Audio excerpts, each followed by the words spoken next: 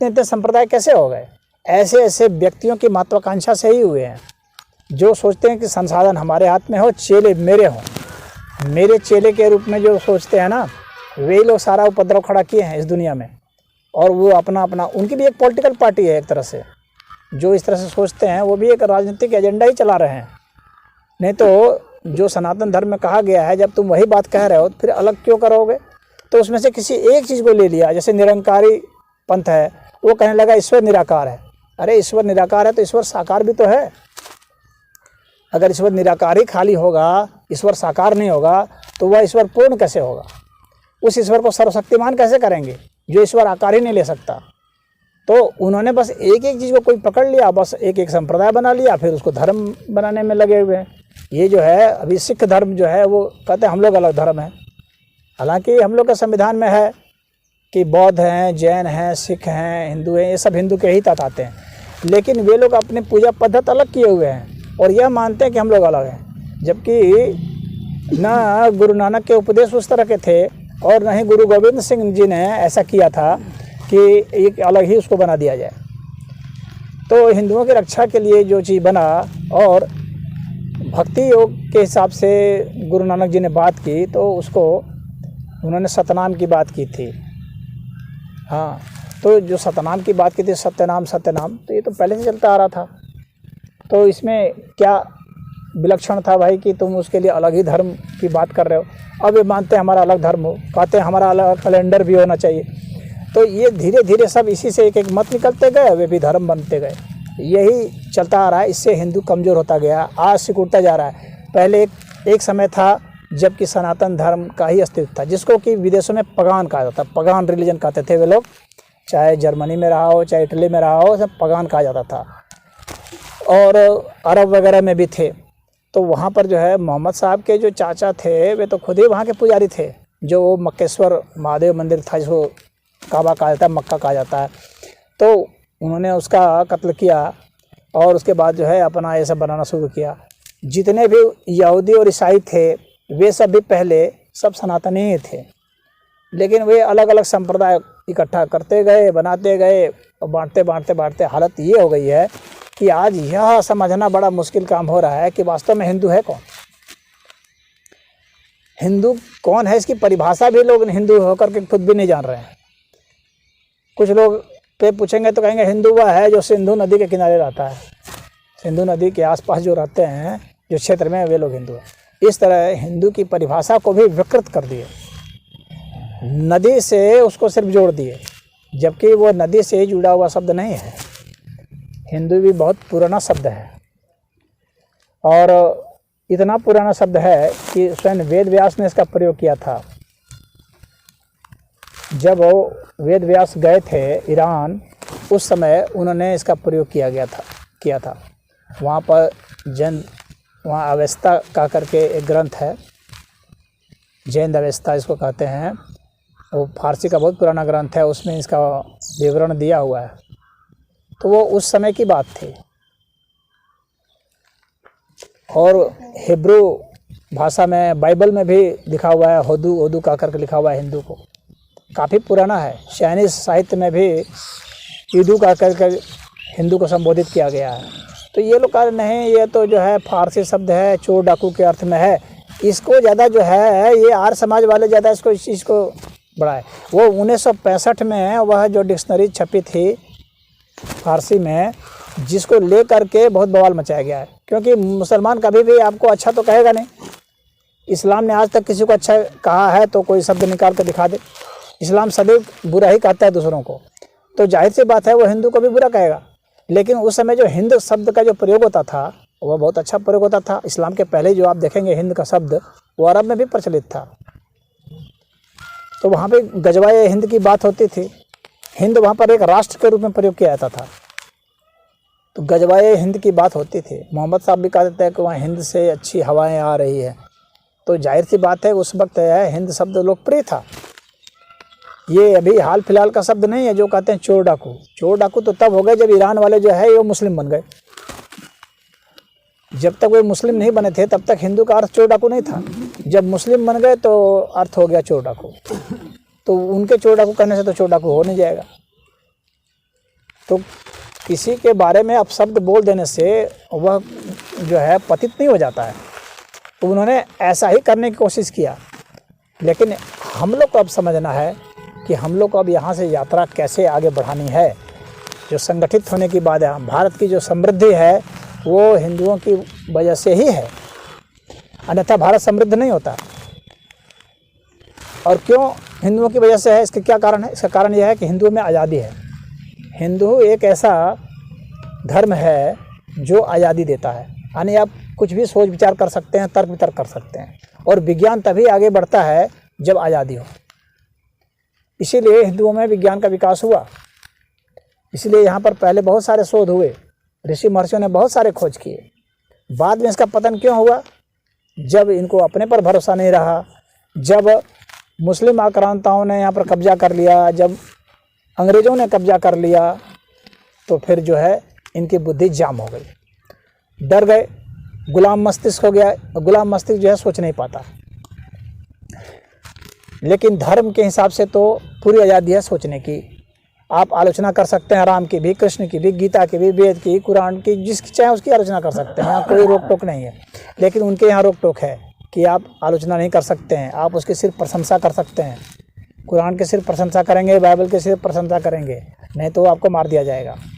लेकिन यहाँ पर ऐसा नहीं है कि आपको मार दिया जाएगा। इसके कारण ही हिंदू जो है ज्ञान विज्ञान में आगे हुआ, इसके कारण ही तकनीक में आगे हुआ, और इसके कारण ही विकास किया, और विकास का कोई कारण नहीं है।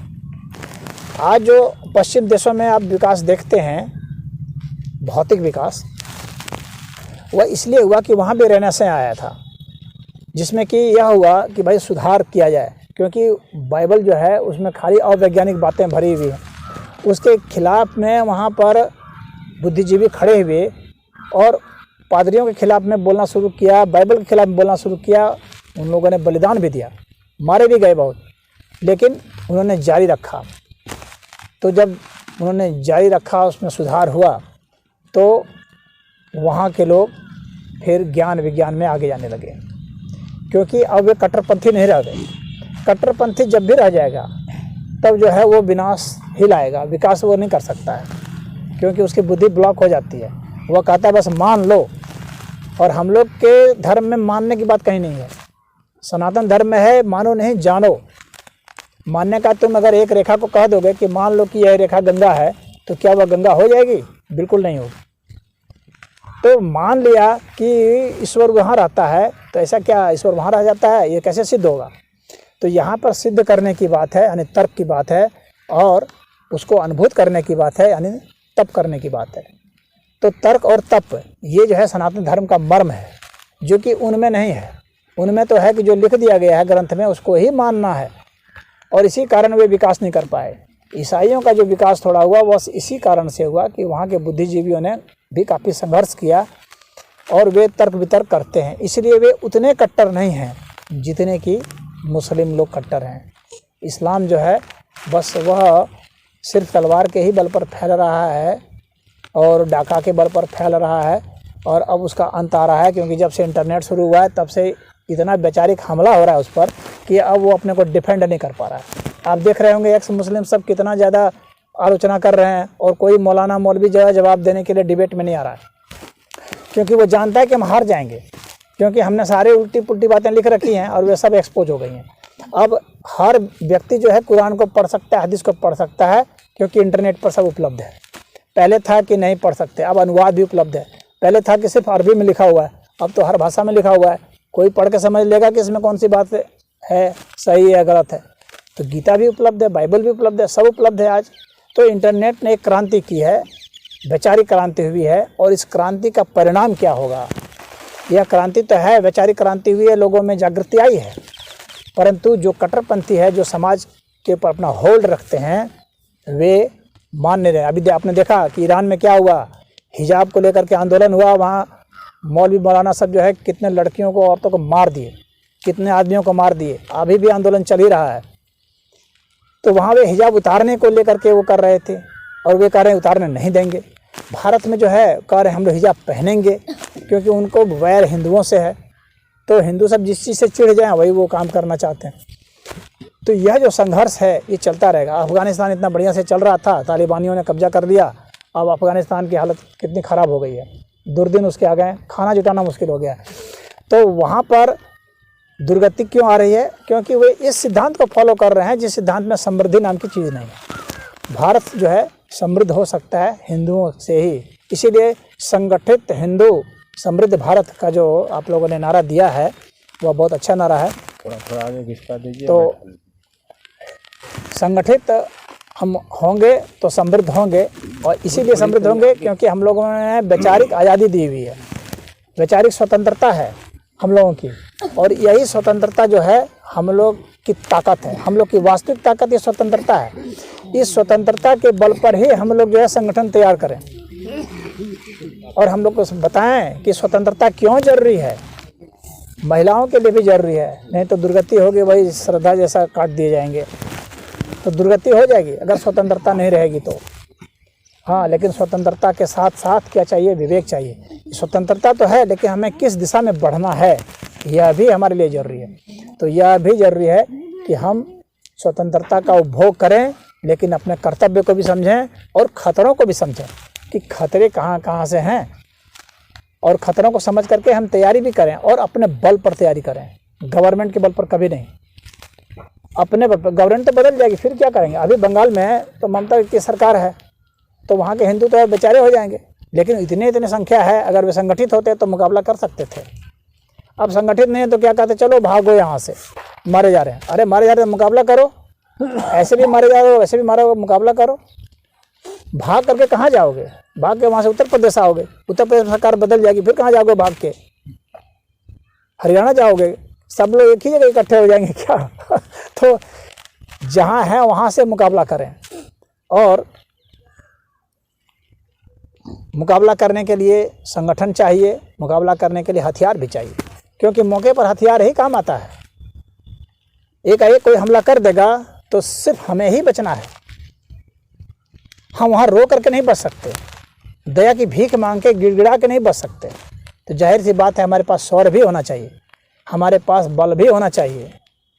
अगर हम सिर्फ जोहेंगे कि पुलिस आएगी तो मुझे बचाएगी, इसका मतलब क्या? मेरा अपना दायित्व तो नहीं बनता है अपने को, अपने परिवार को बचाने का?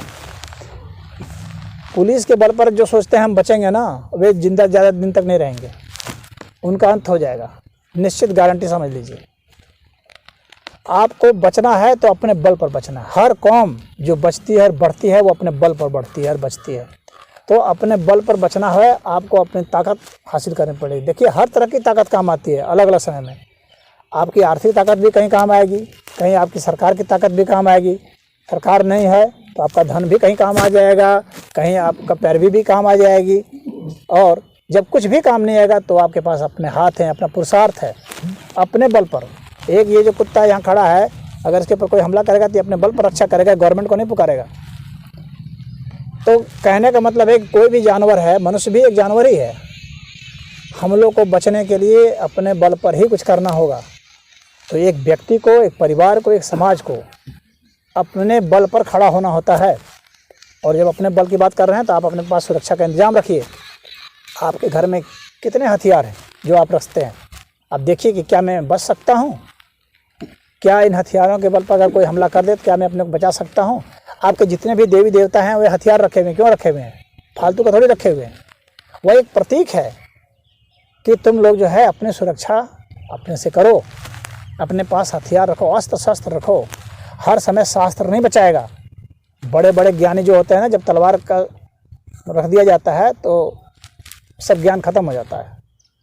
वैज्ञानिकों को भी जो है ना, थाने में बैठा करके जब पिटाई होगी ना तो वे भी कहेंगे मैं बेवकूफ़ हूँ, जान बचाने के लिए। तो ज़िंदगी का जो भय होता है वो बहुत महत्वपूर्ण होता है, और भय के डर से आदमी जो नहीं भी है वह भी कबूल कर लेता है कि मैं हूँ। भय के डर से कितने लोग अपना क्या क्या नहीं बदल लेते हैं, देश बदल लेते हैं, भेष बदल लेते हैं, धर्म बदल लेते हैं, सब कुछ बदल लेते हैं। तो वह भय की स्थिति नहीं है। इसके लिए ज़रूरी है कि आप जो है पुरुषार्थ जगाइए, अपने लिए हथियार सीखिए, मार्शल आर्ट सीखिए, कुछ सीखिए ऐसा जिससे कि आप अपनी रक्षा कर सकें घिर जाने पर।